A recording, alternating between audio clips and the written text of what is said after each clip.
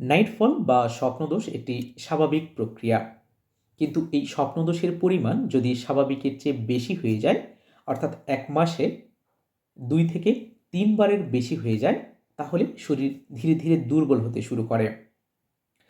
Nightfall বা স্বপ্নদোষের এই সমস্যা সমাধানে আমরা যে সকল মেডিসিন সাজেস্ট করে থাকি তার মধ্যে রয়েছে dioscorea villosa, digitalis, avena sativa, zincum metallicum, staphisagria, bufo rana ইত্যাদি।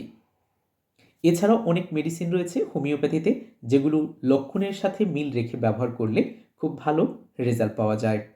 আমার দর্শক শ্রোতাদের কাছে আমি অনুরোধ করব, যে কোনো মেডিসিন সেবনের পূর্বে অবশ্যই একজন অভিজ্ঞ হোমিও চিকিৎসকের সাথে পরামর্শ করে রোগের ধরন এবং লক্ষণ হিসেবে মেডিসিন সেবন করবেন। এতে খুব ভালো রেজাল্ট পাবেন এবং দ্রুত রিকভার করতে পারবেন। সুস্থ থাকুন, ভালো থাকুন। স্বাস্থ্য বিষয়ক যে কোনো পরামর্শের জন্য টিটিএস হোমিও মেডিকেয়ারের সঙ্গে থাকুন। ধন্যবাদ সবাইকে।